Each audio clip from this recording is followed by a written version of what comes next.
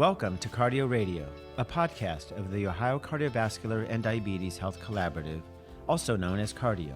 This is Dr. Michael Constant from the Case Western Reserve University School of Medicine, and I serve as the principal investigator for Cardio, a statewide network of Ohio's 7 medical schools. Cardio is funded by the Ohio Department of Medicaid and shares best practices to improve cardiovascular health and diabetes outcomes and to eliminate health disparities in Ohio's Medicaid population. I hope you enjoy today's podcast. Hello, I'm David Aron. I'm an endocrinologist and have been one for 40 years at the Cleveland VA Medical Center. I'm a professor of medicine at Case Western Reserve University and a member of Cardio's Team Best Practices, or in my own words, Team Potentially Better Practices, because whatever works has to work in your own context. Today's podcast will be focused on a topic that is near and dear to my heart, and that is hypoglycemia in individuals with diabetes. And we'll address the frequency and consequences, risk factors, and most important, practical management. With me is my partner in care and my partner in crime, Mary Julius. Mary is a registered dietitian and certified diabetes educator at the Cleveland VA. We've worked together for many years. She comes with a distinct perspective. Mary, would you like to say hello? Yes, thank you, Dr. Aron. My name's Mary Julius. I am a registered dietitian. I'm a certified diabetes care and education specialist, and I've been at the Cleveland VA for the last 10 years. I am particularly interested in research related to diabetes.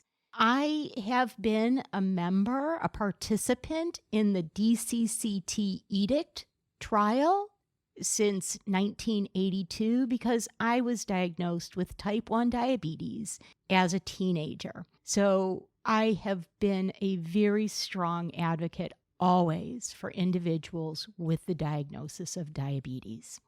I've been a participant in the DCCT, the Diabetes Control and Complications Trial, since 1982. This particular trial was looking at the risk of microvascular complications in children and in teenagers with diabetes. And I can tell you from the standpoint of someone who takes care of people with diabetes, when Mary is helping and I ask for her assistance, she can provide a perspective that patients can really relate to. And I think that's really important. Well, what's hypoglycemia anyway? It's just a fancy schmancy term for low blood sugar. And the symptoms include weakness, shakiness, hunger, sweating, lightheadedness, and a feeling of just not being quite right. And the symptoms depend upon the degree of hypoglycemia and the rate at which it occurs. Sometimes these are really vague. Mary, what's it like to have hypoglycemia? Well, first I will say that it's very uncomfortable. You get very shaky, you get sweaty, dizzy. There have been times when I've woken up to the paramedic squad standing next to me in my bedroom. It is very frightening and something that most people would like to avoid.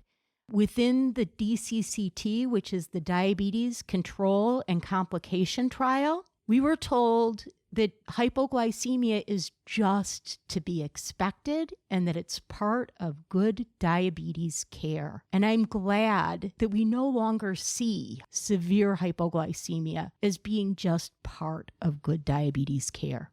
In fact, I would argue it is definitely a part of not good diabetes care. I would agree.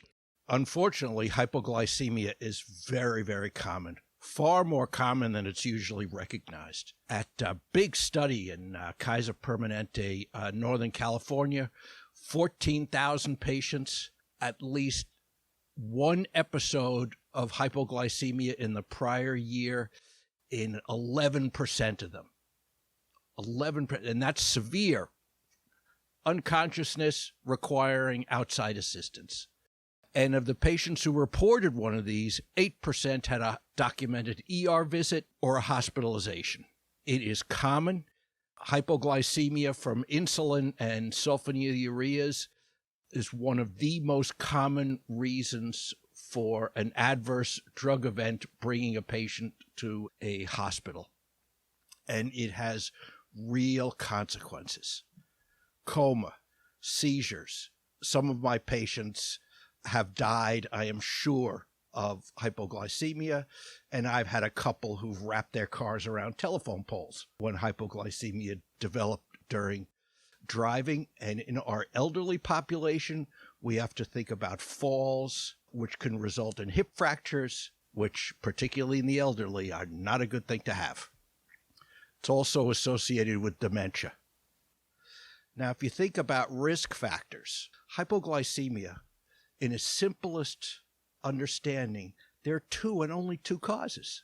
Either you not got enough glucose coming in, or you got too much glucose going out. That's it. There's nothing else.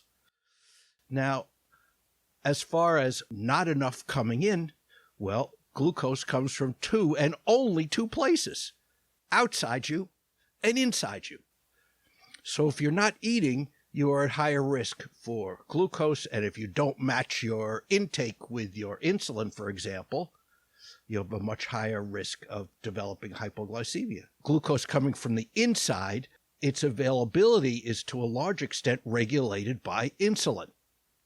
There's a reason why runners carbo-load before they do a long run to build up their stores.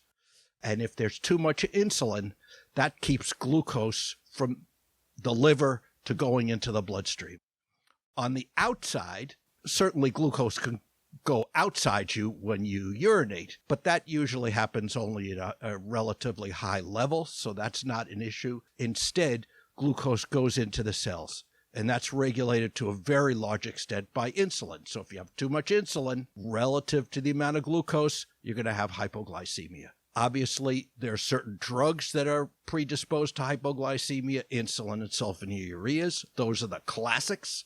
Chronic kidney disease decreases insulin clearance, so insulin levels go up. That's a major cause of hypoglycemia. And of course, the more intensively you try to control glucose, the more likely you have hypoglycemia. And missing a meal is really key. Mary, you ever missed a meal? Oh, I have. The United States Department of Agriculture really looks at food security and food insecurity. Food secure families and food secure individuals are those that have access to enough food for an active, healthy life by all individuals in their household. In contrast, a food insecure household, well, they just don't have enough food to meet the needs of all the members of the family. There are actually two categories that the United States Department of Agriculture defines as being food insecure. The first category is low food insecurity, where the quality of the food might be compromised. And the second category is very low food security, where not only the quality of food is compromised, but the quantity of food is simply insufficient. I am a mom. I have 3 kids. And a little over 5 years ago, I was going through a divorce, and assets were frozen. You know, as much as I thought I could afford my life on my own, I was surprised to learn that I had to really cut my food budget. And indeed, there were times when food simply wasn't available. So at that time, I would say I was very, very food insecure. And I did indeed have a very, very bad hypoglycemic event. Fortunately, I wasn't in a motor vehicle accident. I kind of pulled in the middle of a street and put my car in park. Somebody noticed that my car was parked in the middle of an intersection. And believe it or not, the police came and the ambulance came. And when I woke up, I was in the ambulance, and they had found in my cell phone the name of one of my kids, who fortunately was able to drive and pick me up But yeah, food insecurity is huge. When we look over time, we see that there are periods of greater or less food insecurity.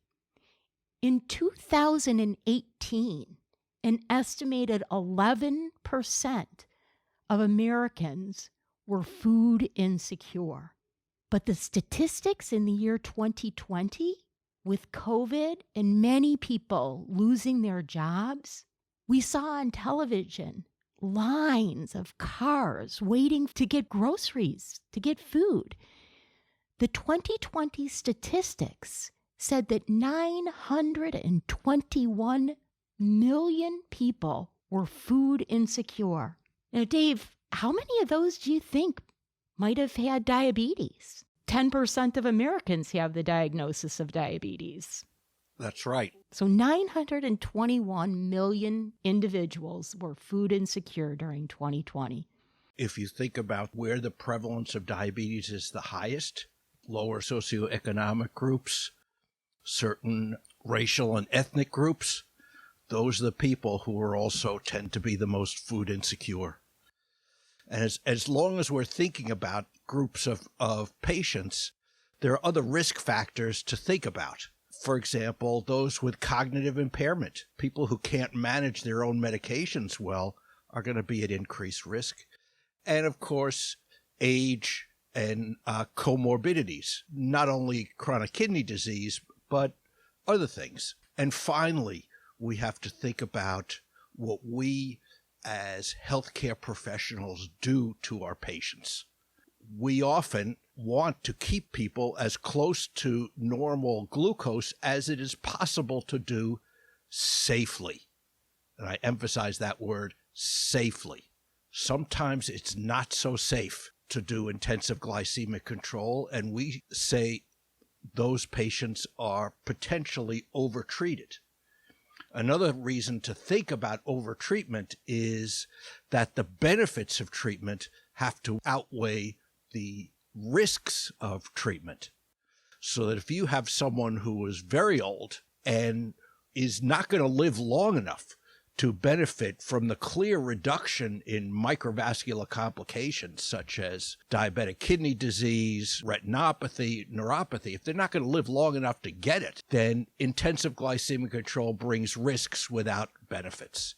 This has resulted in two major initiatives, one within the VA, but probably more important is the federal government's hypoglycemia safety initiative, which involves not only the FDA, but all of the relevant federal agencies, including the VA. Despite an effort to promote de-intensification of glucose control in whom it is not appropriate, we're still overtreating a lot of patients. Underlying this is the critical point that when it comes to setting A1C targets, we have to individualize based on that particular person's context. And that context includes their age, their comorbidities, what kind of medications they're taking, and a wide variety of things. And Dave, I think that another thing that's really important beyond just the comorbidities is food insecurity. And asking the question, asking if within the last 12 months, if there was ever a time where their food ran out. This is the last week of the month. Yesterday, every single patient that I spoke to, 100% of them, when I asked if they had food in the house, they all said no. And so both of them had very elevated blood glucoses because they stopped taking their medications because they were so fearful of hypoglycemia. So there are a variety of ways we can try to prevent hypoglycemia as clinicians in terms of the types of regimens that we use, minimizing insulin and sulfonylureas in vulnerable patients if it is possible, and it's not always possible, minimizing insulin regimen complexity. It's critical. The people we take care of who have diabetes need to know how to take care of themselves. Because if you think about it, there are 525,600 minutes in a year. A person interacts with the healthcare system for what? 100 minutes a year? 200 minutes a year? Who's taking care of them the other 525,400 minutes? They got to do it themselves. And that's where patient education and survival training come in. When patients need that, the first person I call is Mary. And if somebody is indeed at risk of hypoglycemia, the first thing I look at is food insecurity. Managing patients and food insecurity or food access issues really requires providers to think differently. The VA has recognized food insecurity and endorses the establishment of clinical pantries. We are very, very fortunate to have some beautiful clinical pantries. In the year 2020, we expanded our clinical pantry program so that almost every single one of our community-based outpatient centers in Northeast Ohio has a pantry. And so if somebody gives me a positive response when I ask if they have food at home, I put in a consult for social work so that they can help them access any pantries or food programs within their zip code. And I also will give them a grocery bag with food in it. And I will help them with recipes. I'll help them so that they know what they're going to have for breakfast, what they're going to have for lunch, how to really use that bag of groceries so that they're not at risk of a bad hypoglycemic event. And there's times when I will send an instant message to the provider and ask for an adjustment in medication. Of course, it's the provider that will make that adjustment. Sometimes they'll ask me to go ahead and give a phone call to the patient to advise them on what the provider has asked. It's really quite wonderful. If the problem is food insecurity, having an intervention where you can provide them with food is critically important. Man may not live by bread alone, but no bread, no life. So, Mary, I wonder if you can address two things. Yes. First, the 15-15 rule and dealing with hypoglycemia. And then for patients particularly who are on insulin regimens, carb counting in order to match their input with projected utilization based on the amount of insulin they take. So first, the 15-15 rule.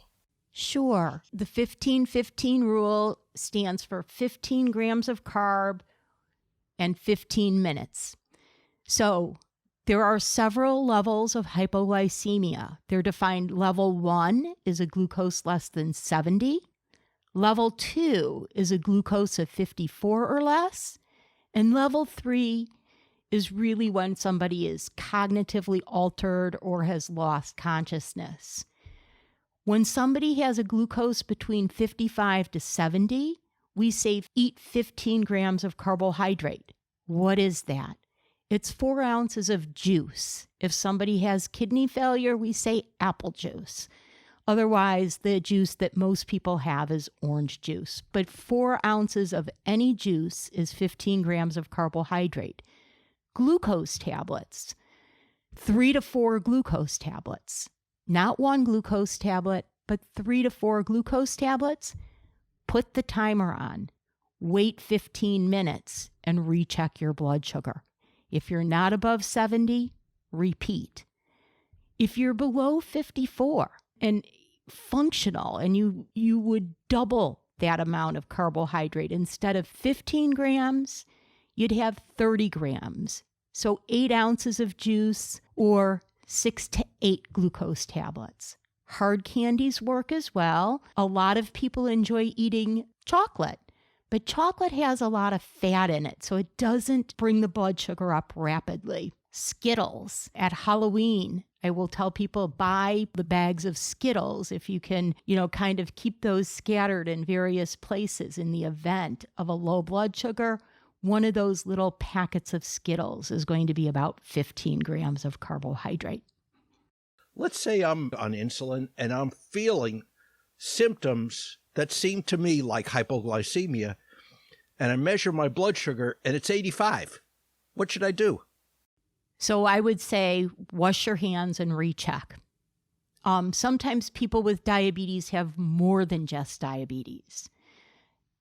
And so if it's still 85, it could be the degree of the drop, or if it could be, and then we say, just have a half a sandwich or something. But it could be something other than hypoglycemia that's causing those symptoms, especially if it's a rapid heart rate or dizziness. I would hope that they would have a family member with them and be able to monitor that closely. And I would advise them to contact their physician. Do you have any comments on the use of glucagon?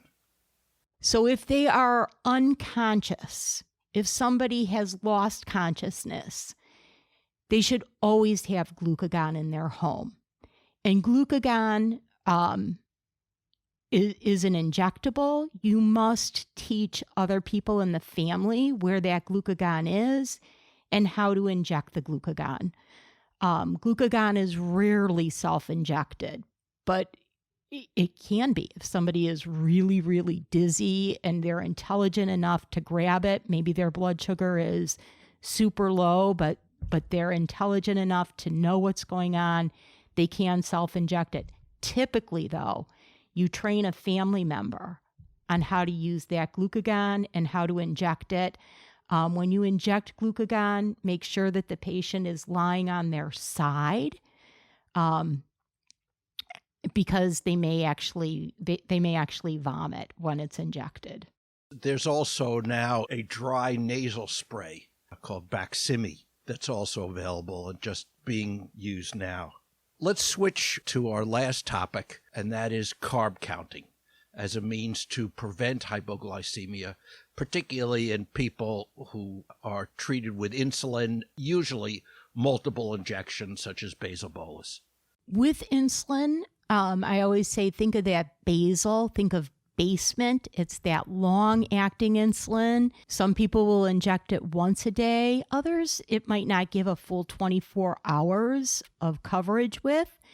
Bolus, think of a bowl of cereal. You inject mealtime insulin. Bolus insulin does two things. It corrects a high blood sugar, and it also covers carbohydrate. So one of the things I like to do is to assess if an individual has really that cognitive capacity to identify foods that contain carbohydrate, and then the ability to quantify the amount of carbohydrate in a given meal. And then we can calculate a carb-insulin ratio. So for example, if you were to have 2 slices of toast for breakfast, each slice of bread is 15 grams of carbohydrate. If a person is able to say that each slice of bread is 15 grams of carb, and if I told them for every 15 grams of carbohydrate, they need 1 unit of insulin, they would tell me they need 2 units of insulin for that breakfast meal.